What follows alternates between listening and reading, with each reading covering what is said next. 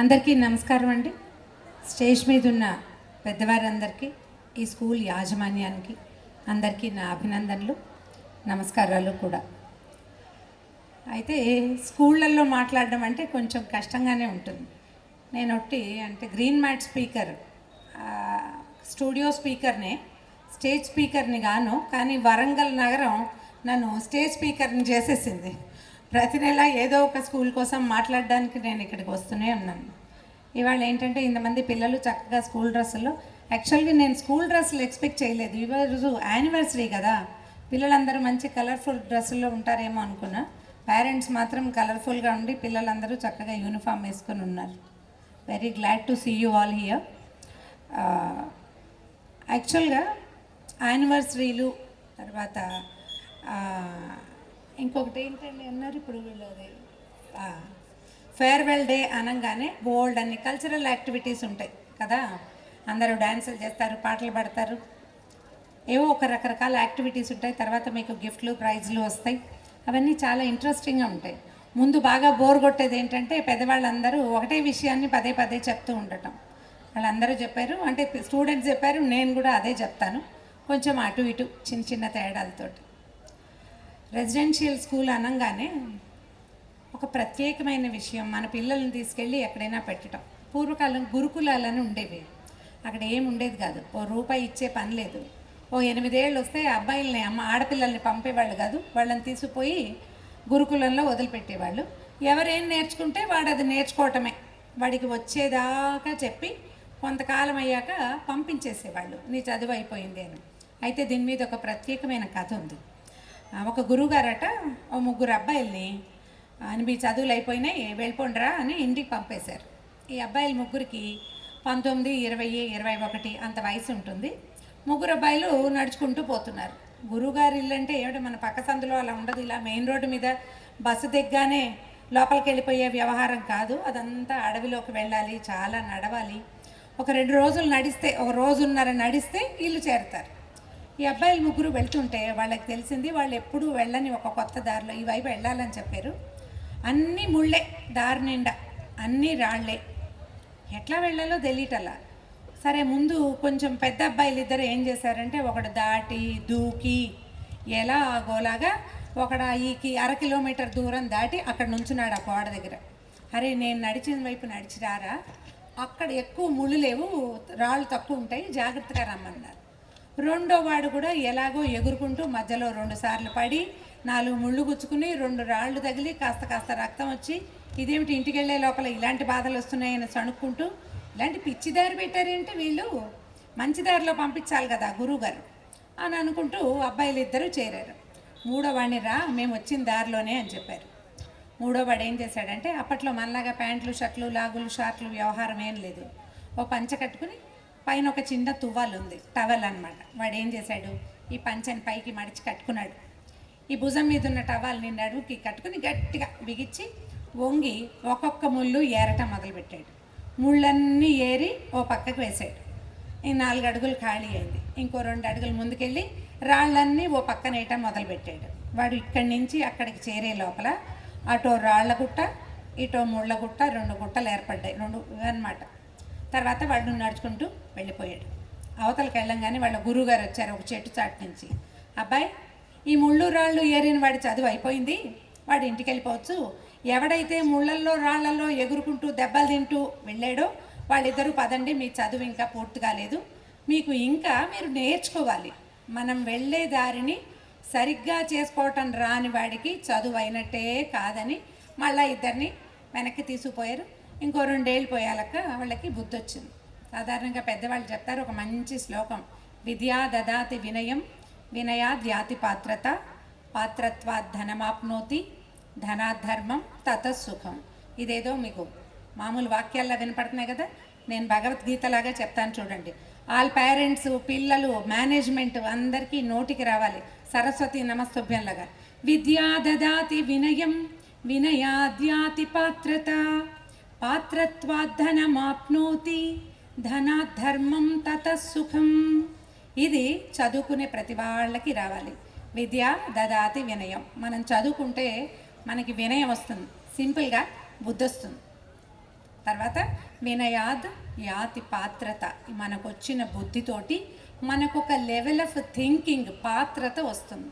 తర్వాత పాత్రతతోటి ధనం డబ్బులు వస్తాయి. అంటే చదువు ఈజ్ ఈక్వల్ టు డబ్బులు. మధ్యలో 2 స్టెప్పులు ఉన్నాయి, వినయం పాత్రత. ఈ 2 రావాలి. ఈ 2 ఎంతమందికి వస్తాయండి? ఎవరికైనా వస్తాయా? రావు. కాసిన మార్కులు వస్తే వాడి కళ్ళు నెత్తి మీద ఉంటాయి. వాడు స్కూల్ టాపర్, క్లాస్ టాపర్ అవ్వగానే కళ్ళు కొంచెం పైకి వెళ్తాయి. స్కూల్ టాపర్ అయ్యాక ఇంకా పైకి వెళ్తాయి. ఏ కాలేజీలోనో చేరాక అప్పుడు ఇంకో కథ, చదువు మానేస్తారు. స్కూల్ టాపర్ పిల్లలు పెద్ద కాలేజీల్లోకి వెళ్ళాక మార్కులు తగ్గిపోతాయి. ఎందుకంటే వాడికి ఎప్లాస్ కావాలి. ఎంతసేపు అబ్బో నువ్వు సూపర్ సూపర్ అంటూ ఉండాలి. ఎవరంటారు సూపరు? మన ఇంట్లో మన స్కూల్లో ఉంటారు. కాలేజీకి వెళ్ళాక ఎవరు సూపర్లు గీపర్లు అనరు. మనమే సూపర్ సూపర్ అనుకుంటూ ఉండాలి. అదేమో చేయలేం మనం. దాంతో కొంచెం ఇబ్బంది అవుతుంది. ఈ చదువుకి డబ్బుకి మధ్యలో ఉన్న స్టెప్స్ని తప్పకుండా సరి చేసుకోవాలి. ఇప్పుడు చూడండి, చదువు ఎవరిస్తారండి? స్కూలు కదా. మనం అందుకే చేర్పిస్తాం పిల్లల్ని. అందులో చేర్పించాక అయితే వాళ్ళకి బుద్ధి వస్తుందా అంటే బుద్ధి వీళ్ళ వల్లే ఎలా వస్తుంది? వాళ్ళు ఒక్కళ్ళే చేయలేరు, మనం కూడా చేయాలి, పేరెంట్స్ కూడా. ఇప్పుడు ఈ రెసిడెన్షియల్ స్కూల్స్లో వన్స్ చేర్చాక సాధారణంగా మామూలు స్కూల్కే మనకు అలాంటి ఉద్దేశం ఉంటుంది. స్కూల్లో చేర్చాం అని వాళ్ళే చూసుకుంటారు. మా అబ్బాయి సరిగ్గా చదవట్లేడండి, లేదా మా అబ్బాయి ఇంట్లో ఫోన్ చూస్తున్నాడని కూడా మనం స్కూల్లో టీచర్లకే చెప్తాం. ఎప్పుడు ఫోన్ చూస్తాడు, మా అబ్బాయి అన్నం తిండు, మా అబ్బాయి మాట వినడు, చెప్పిన మాట వింటలేదని టీచర్కి చెప్తాం. టీచర్ ఏం చేస్తారండి? కొన్నే కదా చేస్తారు, మిగిలినవన్నీ మనమే చేసుకోవాలి. పూర్వం గురుకులాల్లో ఏం చేసేవాళ్ళు అంటే పిల్లల్ని అక్కడ వదిలిపెట్టి వాడు పెద్ద అయ్యాక తీసుకునేవారు వెనక్కి. ఇప్పుడు అట్లా కాదు. మనం ఏం చేస్తాము? ఆదివారం మనం వస్తాం, లేకపోతే వాళ్ళు వచ్చేస్తారు. అవునా కాదండి? చేయొద్దండి పేరెంట్స్. ఎస్, ఎంతమంది పేరెంట్స్ ఆదివారం వస్తారండి? సార్ మీరు కూడా చెప్పండి, అందరూ ఆదివారం వస్తారా? మంత్లీ వన్సా? Okay, very good. ఓకే, ఇప్పుడు అలా అడుగుదాం, క్వశ్చన్ మారుద్దాం. మంత్లీ వన్స్ వచ్చే పేరెంట్స్ ఎంతమంది ఉన్నారు? బోళ్ళంతమంది ఉన్నారు. Very good. సరే, మళ్ళీ సెలవులు రాగానే మన పిల్లలు మన ఇంటికి వస్తారు. మన ఇంటికి వచ్చేది వారం కావచ్చు, 15 రోజులు కావచ్చు. సమ్మర్లో అయితే నెల 2 నెలలు, చిన్న క్లాసుల పిల్లలు అయితే. ఇప్పుడు ఈ 2 నెలల్లో వీళ్ళు 8 నెలలు 10 నెలలు వాయించి లైన్లో పెట్టిన మొత్తం సిన్సియారిటీని, ఇంకా ఏమిటి క్రమశిక్షణని మొత్తాన్ని మనం ఆ 2 నెలల్లో దుంపనాశనం చేసేసి మళ్ళీ పంపిస్తాం స్కూల్కి. మళ్ళీ స్టార్ట్, మళ్ళీ మొదలు పెడతారు.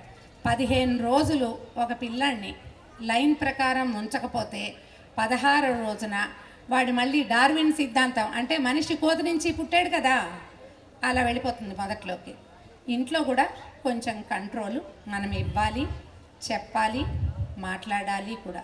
స్కూల్ ఒక్కటే పిల్లల్ని నిర్మించదండి. పిల్లల్ని నిర్మించేది మొదట ఇల్లు, తర్వాత స్కూలు ప్లస్ ఇల్లు, తర్వాత కాలేజీ ప్లస్ ఇల్లు, ఆ తర్వాత యూనివర్సిటీ ప్లస్ ఇల్లు. ఏ దశలో అయినా ఇల్లు తప్పదు. పేరెంట్స్గా మనం ఏదో డబ్బులు కట్టాము, స్కూళ్ళకి పంపించాము, వీళ్ళు బాగా చేస్తారు, సార్ చాలా మంచివాడు, లేదా మేడం చాలా మంచిది, టీచర్లు చాలా గట్టివాళ్ళు, ఇవి చెప్పుకుంటాం. కానీ మన ఇంట్లో ఉన్నప్పుడు వాళ్ళ మీద వీళ్ళకి ఎట్లా కంట్రోల్ ఉంటుంది? మనకే కదా కంట్రోల్ ఉండాలి. ఈ శ్రద్ధ వహించాలి. ఈ విద్య, డబ్బు చెప్పుకున్నాం కదా ముందు శ్లోకం, మధ్యలో ఉన్న పాత్రత, వినయము, ఈ 2 మనమే నేర్పించి తీరాలి. దీనికంటే సింపుల్ ఒక విషయం చెప్తాను చూడండి. మనం బియ్యం కడుగుతాం, పొయ్యి మీద పెడతాం, అన్నం వస్తుంది. సింపుల్ కదా కదండి? కానీ బియ్యం కడిగి అన్నం రావడానికి మధ్యలో ఎంత గ్యాప్ ఉందండి? నీళ్ళు వేడెక్కాలి, అదేదో కొతలాడాలి, పొంగాలి, ఆ తర్వాత మనం పొయ్యి మంట తగ్గించి లేదా స్టవ్ తగ్గించి మూత పెట్టి దాన్ని ఇగర్చాలి. ఈ మొత్తం సిస్టమ్ ఉందా? ఇదంతా నడవాలి కదా. ఈ నడిచే క్రమంలో మీరు తొందరపడకూడదు. హైలో పెడితే అన్నం మాడిపోతుంది. తల్లులందరికీ తెలుసు కదా, కొంతమంది తండ్రులకు కూడా తెలుసు. బంగారు కొండలు ఎవరైనా ఉన్నారండి? అన్నం వండే నాన్నలు ఉన్నారా? ఒక్కళ్ళు చెయ్యెత్తట్లేదు బొత్తిగా. సార్ మిమ్మల్ని కూడా అడగాలండి, ఎత్తారా? ఎవరో బంగారు తండ్రి నుంచోండి, అందరూ చూస్తారండి ప్లీజ్. అక్కడ చెయ్యొత్తున్నారు. మీరందరూ చాలా వెనకబడి ఉన్నారండి. నాన్నలందరూ కూడా అన్నం వండితే ఇప్పుడు నేను చెప్తున్న విషయం ఏమిటో మీకు క్షుణ్ణంగా అర్థమయ్యేది. వెయిట్ చేయాలి, ఓపికతో ఉండాలి, అండ్ దాంతోపాటు ఉండాలి. పొయ్యి మీద బియ్యం పెట్టి మనం పోయి వాకిట్లో కూర్చోకూడదు, సీరియల్ చూడకూడదు, భార్యాభర్త కొట్లాడుకోకూడదు. దీని మీద దృష్టి పెట్టాలి. అప్పుడు ఏమవుతుంది, అన్నం కొత్తలాడినప్పుడు పొయ్యి తగ్గించాలి, బాగా నీళ్లు తగ్గినప్పుడు మూత పెట్టాలి, మాడకుండా ఆపేయాలి. ఇది మనకి తెలుస్తుంది. అలాగే ఇప్పుడు ప్రెషర్ కుక్కర్ వచ్చింది. చాలామంది చెప్తారు మా ఇంట్లో విడిగా అన్నం వండమండి, కుక్కర్లో వండుతామని. కుక్కర్లో రెండే ఉన్నాయి. ఓసారి కడిగి పెట్టాక అది రెండో మూడో కూలు అదే కూస్తుంది, ఆపేస్తాము. మధ్యలోది మనం చూడకపోతే అన్నంలాగా పిల్లలు బయటికి రారండి. చూడము, మనం వీళ్ళకి అప్పచెప్పాము, మనమేం చూడక్కర్లేదు, వాళ్ళే చేస్తారని పొరపాటుని కూడా అనుకోవద్దండి, అస్సలు అనుకోకూడదు. తర్వాత మన పిల్లడు యాంటీ సోషల్ ఎలిమెంట్, అంటే సమాజానికి కీడు చేసేవాడిగా తయారవ్వచ్చు. మనం చెప్పలేకపోతాం. ఆ స్కూల్లో చేర్చాము, వాళ్ళు ఏం చేశారో అని చెప్తారండి. స్కూల్ పేరు ఎవరు చెప్పరు. ఈ అబ్బాయి ఎవడంటే వాడు ఏ స్కూల్లో చదివాడో అడ్మిషన్లు అప్పుడు అడుగుతారు. జనరల్గా ఫలానా వాళ్ళ అబ్బాయి, ఫలానా వాళ్ళ అమ్మాయి, ఈ రెండే కదా వచ్చిందండి. స్కూల్ పేరు రాస్తామా, సన్ ఆఫ్ డాటర్ ఆఫ్ రాస్తాం. ఇప్పుడు సమాధానం చెప్పాల్సింది ఎవరండి? స్కూలా మనమా? అక్షరాల పేరెంట్సే కదా. కొంచెం జాగ్రత్త వహించండి. పిల్లల పెంపకాల విషయంలో మన పాత్ర పూర్తిగా ఉంటుందండి. వదిలిపెట్టేయద్దు. చూస్తూ ఉండండి ఏం మార్కులు వచ్చినాయి, ఏడాదికి ఎలా మారుతారు. ఇంతకుముందు ఒక ఆయన వచ్చారు, చక్కగా ఇంగ్లీష్లో చెప్పారు. ఏమిటి, వెదురు చెట్టు పెంపకం గురించి. వెదురు చెట్ల మాట అక్షరాల నిజమండి. ఈ పల్లెటూళ్ళల్లో ఇదివరకు ఊరు నుంచి ఊరికి నడిచి వెళ్ళేటప్పుడు ఎక్కడైనా పడుకునేవాళ్ళు చెట్టు కింద, కానీ వెదురు చెట్టు కింద పడుకునేవాళ్ళు కాదు. అది ఇట్లా సడన్గా పెరిగిపోతుంది ఒక్కొక్కసారి ఆ వెదురు మనుషుల్లోకి గుచ్చుకుపోయిన దాఖలాలు కూడా జరిగేవి. అందుకని ఊళ్ళ నుంచి వెళ్ళేటప్పుడు వెదురు చెట్టు దగ్గర ఆగబాక అని చెప్పేవాళ్ళు. ఎంత మంచి మాటో చెప్పారు. మీలో చాలామందికి ఇదంతా చిన్న చిన్న ఊర్లు కాబట్టి తెలిసే ఉంటుంది. వెదురు చెట్టు కొన్ని సంవత్సరాల పాటు జస్ట్ రూటింగే, అది రూట్సే పెంచుకుంటూ ఉంటుంది. సడన్గా ఒక 4-5 వారాల్లో పెరిగిపోతుంది. మీరు గమనించండి, మీ పిల్లలు కూడా 10th క్లాస్ దాకా బుజ్జిగా విటుక్కొని ఇంతే ఉంటారు. వాడు ఇంతంతే అన్నం తింటున్నట్టు ఉంటాడు. ఏమి తిండు మా అబ్బాయి అని అందరికీ చెప్తాం మనం. సడన్గా వాడి తిండి పెరిగిపోతుంది, పొట్ట ఎదుగుతుంది, బట్ట కూడా ఎదుగుతుంది. అన్ని ప్యాంట్లు పొట్టయిపోతాయి, చొక్కాలు పొట్టయిపోతాయి, ఆడపిల్లలు ఇంతంత ఎత్తునైపోతారు. ఒక సంవత్సరంలో జరిగిపోతుంది. ఈ ట్రాన్స్ఫర్మేషన్ అంటే ఈ పర్సనాలిటీ పెరగటమే కాదు, ఇన్నర్ పర్సనాలిటీ కూడా ఒక్క ఏడాదిలో పెరుగుతుంది. అది అంటే కొంచెం పెద్దదిగా తీసుకుంటే మనం 12 నుంచి 16 లోపల, ఈ 4 ఏళ్లలో మీ పిల్లలు మీ ఇంట్లో ఏం చూస్తే అదే వాళ్ళ భవిష్యత్తు. అక్షరాలండి సైకాలజిస్టులు ఇదే చెప్తారు. ఈ 12 ఏళ్ల పిల్ల వాళ్ళ అమ్మని నాన్న కొట్టడం చూసిందనుకోండి, మగవాళ్ళంటే భయం వస్తుంది వాళ్ళకి. అమ్మో రేపొద్దున మొగుడు నన్ను కూడా దంతాడు, ఈ భయం. ఇది కల్పించింది ఎవరు? స్కూల్ కాదు, అక్షరాల నాన్నే. అక్కడి నుంచి నాన్న అమ్మని 2 చెంపకాయలు వేస్తాడు, మగపిల్లాడు చూస్తుంటాడు. ఓహో ఆడాళ్ళని కొట్టచ్చు, ఆడవాళ్ళు చులకన, ఆడవాళ్ళు తక్కువ, వాళ్ళు బలహీనులు, వాళ్ళని ఏమైనా చేయొచ్చు. కోపం వచ్చింది, నీ కోపం వస్తే నువ్వు కొట్టావు, ఆవిడ కోపం వస్తే ఆవిడ కొడుతోందా, పిల్లలు గమనిస్తారు. ఆడవాళ్ళు తిరిగి కొట్టరు కదా, మగవాళ్ళే కొడతారు. ఇలాంటివి అబ్జర్వ్ చేసి అక్షరాల ఇదే చేస్తారు రేపొద్దున. దీంట్లో నువ్వు ఆడపిల్లవి, నువ్వు పని చెయ్యి అని అమ్మాయిలకి చెప్పటం, మగపిల్లాడు కదా వాడు మంచినీళ్ళు అడుగుతున్నాడు తీసుకెళ్ళి ఇవ్వు అని చెప్పటం, ఇది కూడా అబ్జర్వ్ చేస్తారు. పెద్దయ్యాక ఆఫీసుల్లో కూడా ఆడపిల్లల్ని మీరు గర్ల్స్ మీ వల్ల కాదు, మీరు చేయలేరు, మేమే బాగా చేస్తాం. నిజానికి అమ్మాయికి అబ్బాయికి సమానంగా మార్కులు వస్తాయి. వాళ్ళిద్దరికీ ఏ ఐఐటీలోనో సీట్లు వస్తాయి, ఏ కంపెనీలోనో ఒకేసారి క్యాంపస్ సెలెక్షన్ వచ్చేస్తుంది. ఎలా అమ్మాయి అబ్బాయి కంటే తక్కువ అవుతుందండి ఒకేలా చదువుకున్న పిల్ల? ఇప్పుడు చూడండి, ఇదివరకంటే పాత రోజుల్లో నాన్నలు ఏదో BAలు బీకామ్లు ఏదైనా బీటెక్లు చదివితే అమ్మాయిలు 9th 10th లేదా ఇంటరు ఏదో డిగ్రీ, కొంతమందికి అవి కూడా లేవు, నడిచేది. ఇప్పుడు కథ అట్లా కాదు. LKG నుంచి అమ్మాయి అబ్బాయి ఒకే స్కూల్కి వెళ్తారు, ఒకటే పోటీ. ఇలా ఒక కాంపిటీషన్ పెడితే 10 మంది మగపిల్లలు వస్తే 10 మంది ఆడపిల్లలు కూడా వస్తారు. స్టేజ్ మీద డ్యాన్స్ చేస్తే అమ్మాయిలు చేస్తారు, అబ్బాయిలు చేస్తారు. ఇప్పుడు ఎక్కడ అమ్మాయి అబ్బాయి కంటే తక్కువగా ఉంది? అదేమో లేదు. తర్వాత ఇంకా సెట్లు చూడండి. ఇప్పుడు 10th క్లాస్లో మనకి తెలంగాణ ప్రాంతాల్లో ఆడపిల్లలకి ఎన్ని మార్కులు వస్తున్నాయో, ఇప్పుడు ఆ అమ్మాయి అదే మార్కులు వచ్చిన అబ్బాయి కంటే తక్కువ, మనం ఒప్పుకుంటామా? దానికి ఒప్పుకోం. అమ్మాయిలు చేతులు ఎత్తండి అమ్మా ప్లీజ్, కొంచెం చప్పట్లు కొట్టండి, మీ గురించే కదా చెప్తున్నాను. ఇలా అడిగి చప్పట్లు కొట్టించుకోవాలంటే కొద్దిగా కష్టమే. అమ్మాయిలు మీ గురించే కదా చెప్తున్నాను, మరి ఉత్సాహంగా ఉంటే దీనంగా చూస్తున్నారు ఎందుకమ్మా? నేనేం తిట్టట్లేదుగా, అమ్మాయిలనే ప్రైజ్ చేస్తున్నాం చూడండి. అమ్మాయిలు అబ్బాయిలు అక్షరాల సమానం. దీని తర్వాత ఇది చూసిన తర్వాత పిల్లలు ఏం చేస్తారంటే రేపు దీన్ని ఇంప్లిమెంట్ చేస్తారు. అమ్మాయిలేమో తమని తాము తక్కువగా భావిస్తారు, ఎలాగైనా ప్రూవ్ చేసుకోవాలని కష్టపడతారు, తిరగబడతారు. వాళ్ళని మామూలుగా ఉంచాలంటే సమానంగా చూడాలి మొదటిది.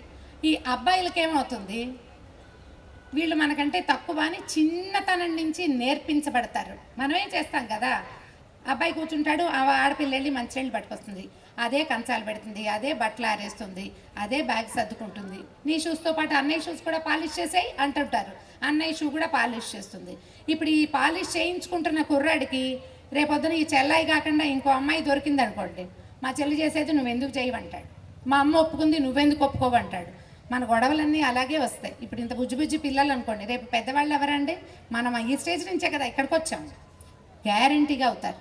పేరెంట్స్ వాటిని పిల్లలకి నేర్పించకూడదు. మీకు ఇద్దరు పిల్లలు ఉంటే, ఆడపిల్లలున్నా మగపిల్లలున్నా ఒకటే రకంగా ప్రవర్తించండి, నెంబర్ 1. తర్వాత మీ హ్యాబిట్స్, మీ పద్ధతులు, మీ ఇద్దరికి మధ్యలో ఉన్న రకరకాల ఇష్యూస్ పిల్లలకి తెలియనివ్వకండి. నెలకొకసారో లేదా 2 నెలలకి 3 నెలలకి ఒకసారో పిల్లలు ఇంటికి వచ్చినప్పుడు వాళ్ళని హాయిగా ఎంజాయ్ చేయనిద్దామని భావించకండి. ఇప్పుడు పిల్లలు ఎవరు చప్పట్లు కొట్టరు, పెద్దవాళ్ళు కొడతారు. పిల్లల్ని ఎంజాయ్ చేయనివ్వద్దండి, కొంచెమే ఎంజాయ్మెంట్. పూర్వం అండి మా పల్లెటూళ్ళలో మేము 10th క్లాస్ అంటే ఏనాటి సంగతి చెప్తున్నాను నేను, 84, 85 అప్పుడు 10th క్లాస్ హాలిడేస్లో మా ఊళ్ళో రోజుకు 1 గంట చదవాలి, 1 గంట రాయాలి. చాలా స్ట్రిక్ట్ రూల్ ఉండేదండి, రాయాల్సిందే. ఈ రాయటానికి ఏముండేది, ఈనాడు న్యూస్ పేపర్ వచ్చేది. న్యూస్ పేపర్ ఒక పిల్ల చదివితే మిగిలిన వాళ్ళు వినాలి. మధ్యాహ్నం పూట మేము ఇదే చేయించేవాళ్ళు మా ఊళ్ళో. అక్కడి నుంచి ఆ న్యూసే రాసేవాళ్ళం. అప్పుడు ఎవరు ఉండరు, టి అంజయ్ గారు వాళ్ళందరి పేర్లు అవే జ్ఞాపకం నాకు. రాయాలి అంటే హ్యాండ్ రైటింగ్ ప్రాక్టీస్ కోసము రాయించేవాళ్ళు. ఇప్పుడు అసలు హ్యాండ్ రైటింగ్ ప్రాక్టీస్ చేసేవాళ్ళు ఎవరున్నారు? ఏమీ లేదు. మనకేమొచ్చంటే వేలతో ఇలా ఇలా ఇలా ఇలా అనడం మాత్రం వచ్చు. ఏదైనా స్మార్ట్ ఫోన్ దొరికిందంటే అయితే ఇలా అంటాం, లేకపోతే ఇలా అంటాం. ఎప్పుడు ఫోన్ పట్టుకునే కూర్చుంటారు పిల్లలు. ఒకవేళ ట్యాబులు దొరికితే అవి కూడా, కంప్యూటర్ ఉంటే దాన్ని ఇదే వచ్చింది కానీ ఇలా రాలేదు. మీకు అందరికీ ఒక మాట చెప్తానండి. బ్రహ్మదేవుడు మనుషుల్ని మనని పుట్టించినప్పుడు ఇలా పట్టుకుని, ఎలాగా ఇట్లా పెన్ను పట్టుకుని ఇక్కడ రాస్తాడు, రాసి ఉంటాడు బహుశా. ఇప్పుడు మనం కూడా ఇలా రాస్తే ఈ బ్రహ్మ రాసిన రాతని మనం చెరిపేసి కొత్తది రాసుకోవచ్చు. నిజంగా ట్రై చేయండి. సమ్మర్లో కనుక పిల్లలతో రాయించారంటే, బ్రహ్మదేవుడు మీ అబ్బాయికి మామూలు చదువు రాశాడు అనుకోండి, కుర్రాడు రోజు రాస్తాడు కదా, వీడు రాసుకుంటాడు నాకు బాగా చదువు వస్తుంది అని. వాడే రాసుకుంటాడు. ఎప్పుడు కుదురుతుంది అది? రోజు రాస్తే కదా. రాయకపోతే నువ్వు ఫోన్ పట్టుకుని ట్యాబ్లో చదువుకుని ఫోన్లోనే ఆడుకుని, లేదా ఎంతసేపు చెస్ ఆడి, చైనీస్ చక్కర్ ఆడి ఏదో ఆడుకుంటారు సమ్మర్లో. స్నేక్స్ అండ్ ల్యాడర్స్, పిచ్చి పిచ్చి ఆటలు ఆడడం వల్ల ఏ ప్రయోజనం లేదు, బ్రెయిన్ పెరిగేదే ఉండదు. రాస్తే కనుక బ్రెయిన్ పెరుగుతుంది and we can rewrite our own thing. దీనిని మన రాతని మళ్ళీ రాసుకోవచ్చు. ఇది పెద్దవాళ్ళు కూడా చేయొచ్చు. పెద్దవాళ్ళు కూడా దీన్ని జర్నలింగ్ అంటారు కదా శివప్రసాద్, జర్నలింగ్. ఈ జర్నలింగ్ వ్యవహారం ఏంటంటే రోజు పొద్దు నుంచి మనం ఏం చేసామో అది రాసుకుంటారు. మీకు అందరికీ తెలిసి ఉంటుంది, పెద్దవాళ్ళు రామకోటి రాస్తారు కదా. ఎంతమంది ఇళ్లలో పెద్దవాళ్ళు రామకోటి రాసేవాళ్ళు ఉన్నారండి? చేతులు లేవు అసలు. తెలంగాణలో రాముడు లేడా? బొత్తిగా ఉన్నాడా? వరంగల్లో రాముడు ఉన్నాడండి, అది అక్కడ ఒక చేయలేస్తాం.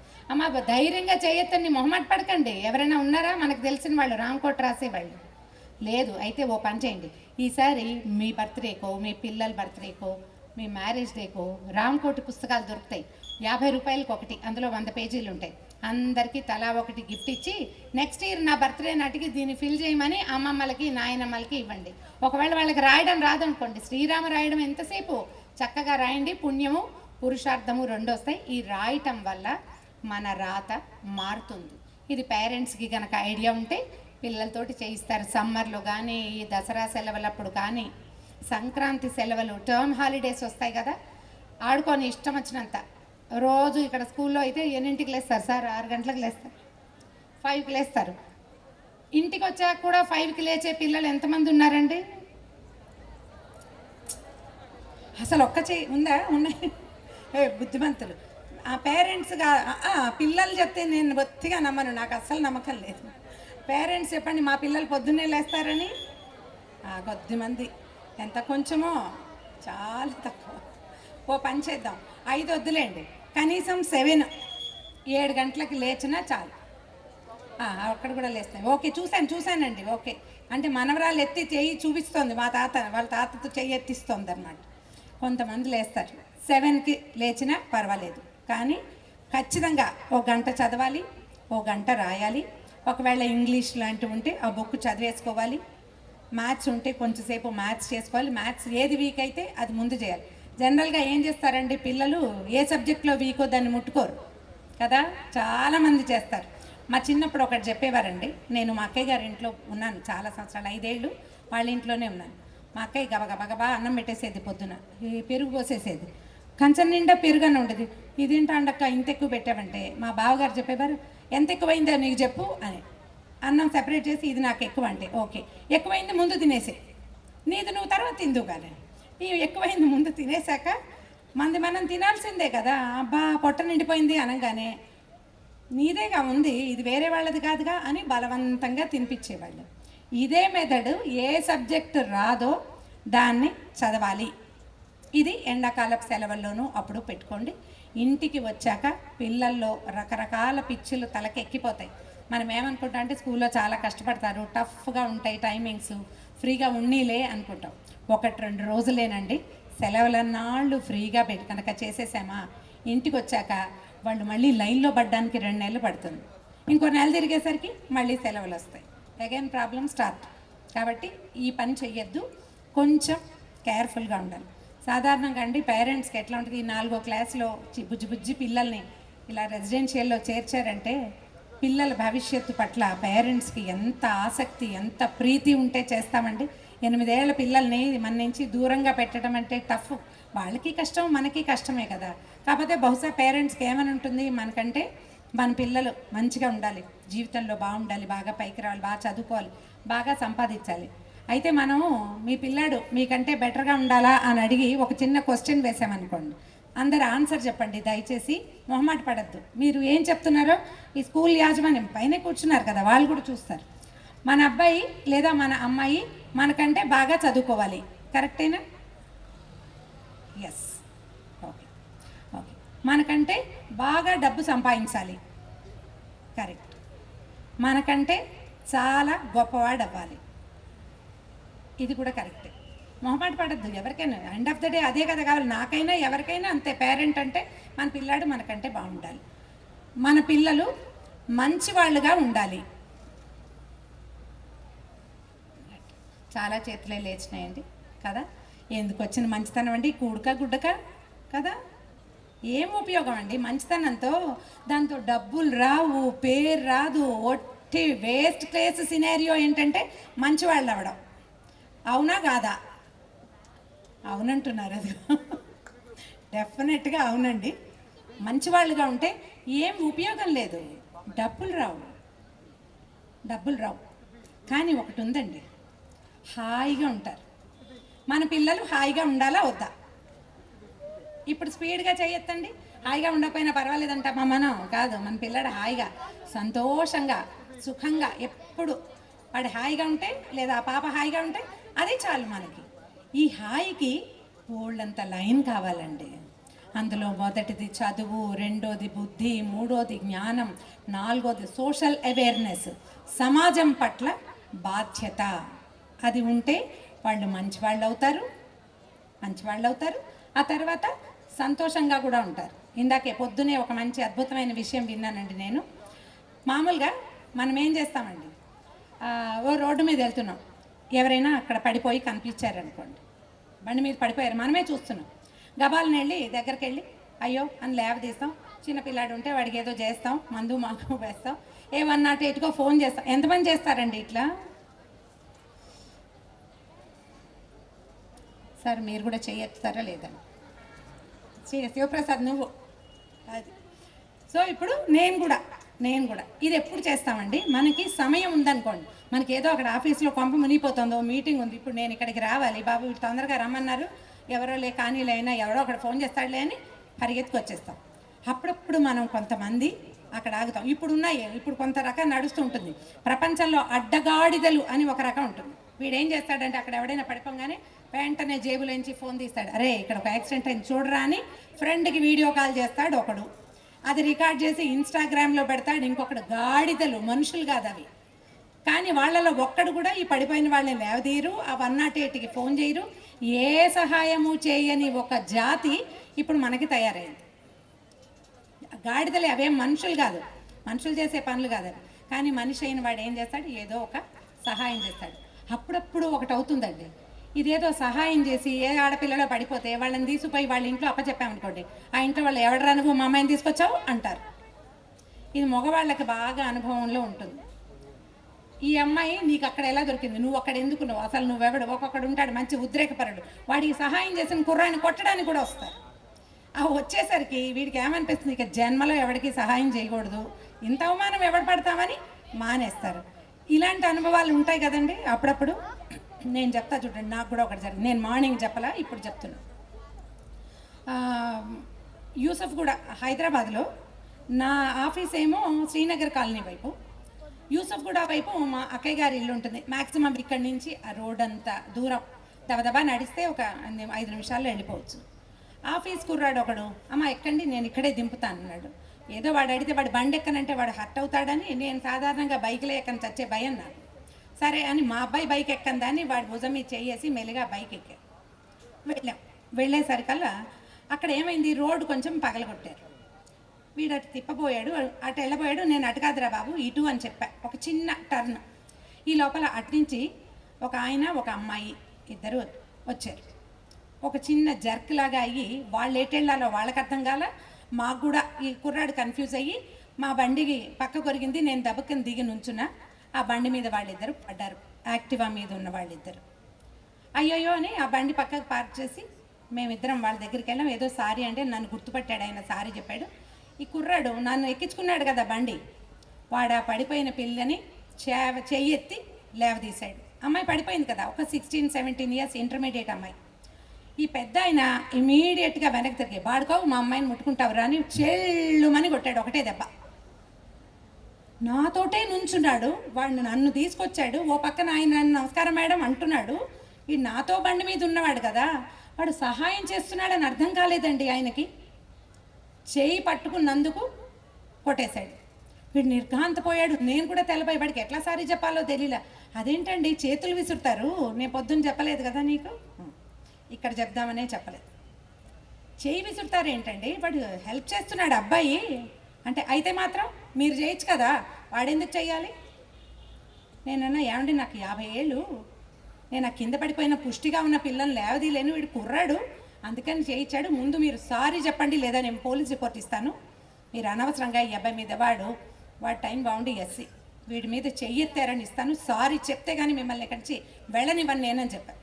ఆ అమ్మాయి ఏమో, ఆ పాప పిల్ల అపాలజెటిక్గా అమ్మాయి నుంచుంది, దానికి అర్థమైంది ఆ చేయి పుచ్చుకున్నాడు వాడు ఏదో దురుద్దేశంతో పుచ్చుకున్నాడు అని. మరి తండ్రికి ఏమర్థమైందో. ఇప్పుడు చూడండి, ఈ కుర్రాడు ఇంకెప్పుడైనా ఎవరికైనా హెల్ప్ చేస్తాడా అండి? జీవితంలో చచ్చినా చేయరు. ఇలాంటి పొరపాట్లు చేయబోకండి.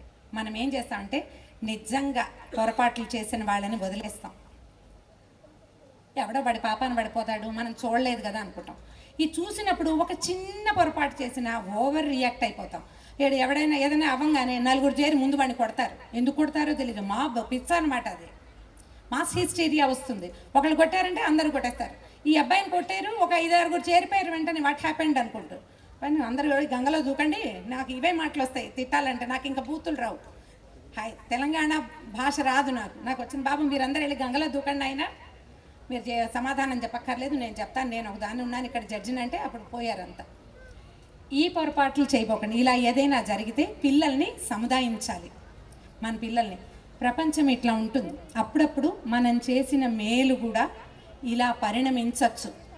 అలాగని ఈ సహాయం చేసే గుణాన్ని పోగొట్టుకోకూడదు. ఇలా జరుగుతుంది. ఒక్కొక్కసారి నీ వల్లే ఒక ప్రాణమే రక్షించబడచ్చు. ఈ హెల్ప్ చేసే గుణాన్ని వదిలేసుకుంటే ఎట్లా? చిచ్చి ఇంకెవరికి చేయకూడదు అంటాడు పిల్లాడు. కాసేపు ఆగి తర్వాత మెల్లిగా 2 మంచి మాటలు చెప్తే మన అబ్బాయి మంచివాడు అవుతాడు. వాడిలోంచి భగవతత్వం, దేవుడు ఉంటాడు లోపల మనకి. ఎవరికైనా దేవుడు ఎక్కడ ఉంటాడో తెలుసా అండి? వెంటనే భద్రకాళి గుడి అమ్మవారు ఉంది అలాంటివి చెప్తాం. కాదు, మనుషుల్లో ఉంటాడు దేవుడు. అది ఎక్కడ ఉంటాడంటే చాలా సింపుల్గా మనం గుళ్ళో మంత్రపుష్పం చెప్పుకుంటాం. తెలుసా అండి అందరికీ మంత్రపుష్పం తెలుసా? గుళ్ళో అయ్యగారు చెప్తారు. ఆ మంత్రపుష్పంలో చెప్తారు ప్రతి మనిషికి అంటే జీవించి ఉండి వెన్నుపూస నిటారుగా ఉన్నవాడు, కోతులకి కాదు, వాటికి వెన్నుపూస నిటారుగా లేదా దొంగిపోయి ఉంటుంది, మనమే కదా ఉంటాం. వీళ్ళందరికీ హార్ట్ ఎక్కడుంది? లెఫ్ట్.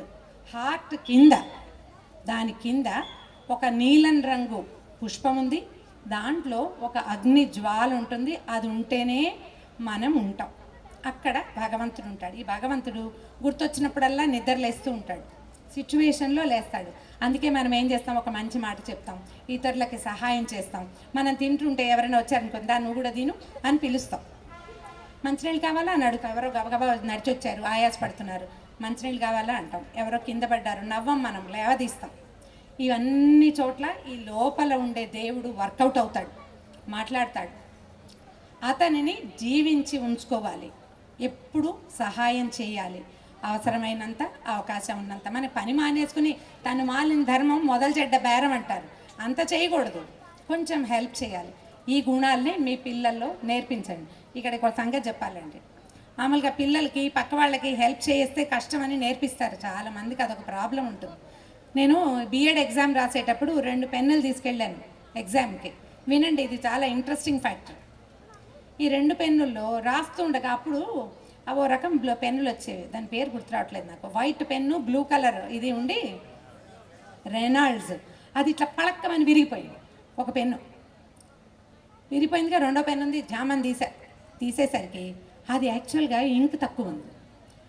నేను రాసే పేపర్ ఏమో సైకాలజీ పేపర్, పేజీల కొద్దీ రాస్తే కానీ మార్కులు రావు. నాకు వచ్చు, విషయం ఉంది, పెన్ను లేదు.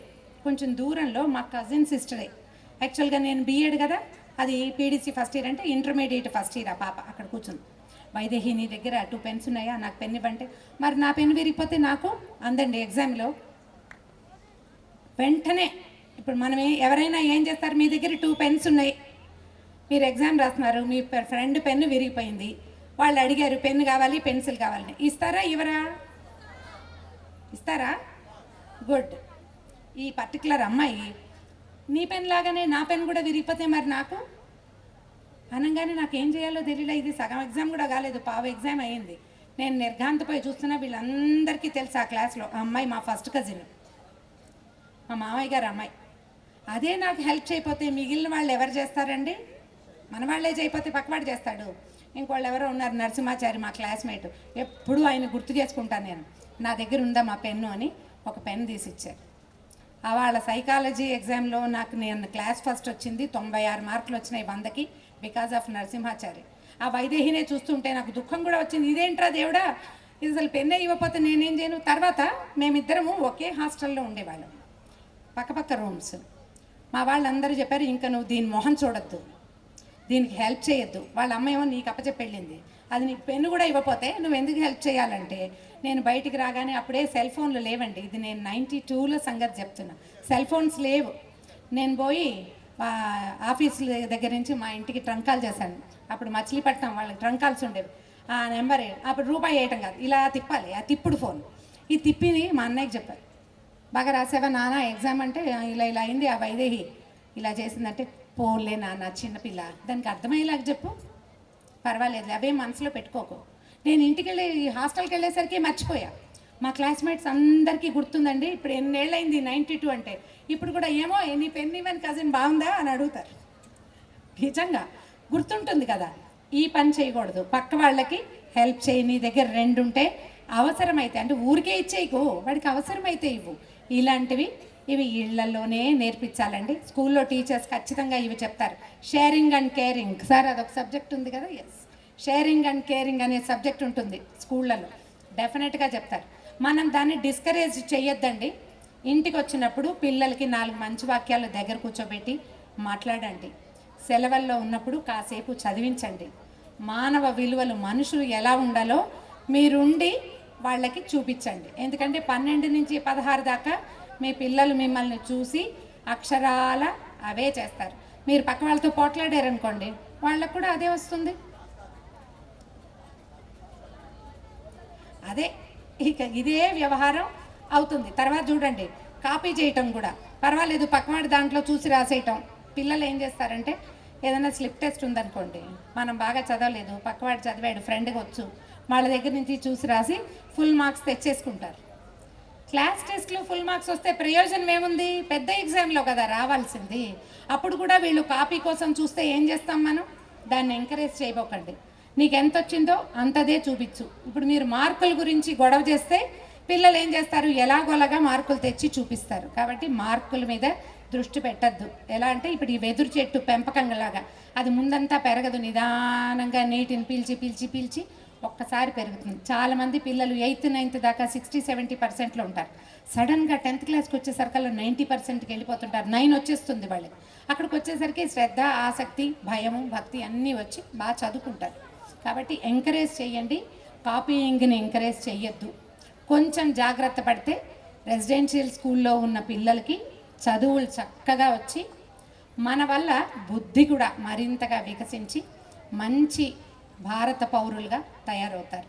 అలాంటి ఎంతోమంది పౌరులని కన్నటువంటి బంగారు తల్లిదండ్రులు ఉన్న ఒక సమావేశంలో ఇంతసేపు నిలబడి మాట్లాడేందుకు అవకాశం ఇచ్చిన ఆర్బిట్ స్కూల్ వారికి చాలా ధన్యవాదాలు.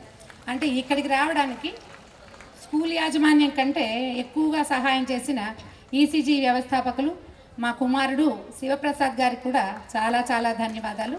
ఆయనే నన్ను ఇక్కడికి లీడ్ చేశారు. రావాల్సిందే, యాక్చువల్గా నాకు చాలా బిజీ స్కెడ్యూల్ ఉంది, రేపు ఫుల్ డే ప్రోగ్రామ్ ఉంది నాకు. అయినా సరే 1 గంట మాట్లాడండి, మిమ్మల్ని పంపించేస్తాము, మీరు ఇంకేం చేయక్కర్లేదని నన్ను బలవంతం చేశారు. మీకు నేను చెప్పిన మాటల్లో నచ్చినవన్నీ తప్పకుండా పాటించండి, తీసుకోండమ్మా. ఒకవేళ ఏవైనా మీకు నచ్చని అంశాలుంటే మీ పెద్దక్కయ్యగా భావించి ఆ మాటలకి నన్ను క్షమించండి. ధన్యవాదాలు. జై హింద్.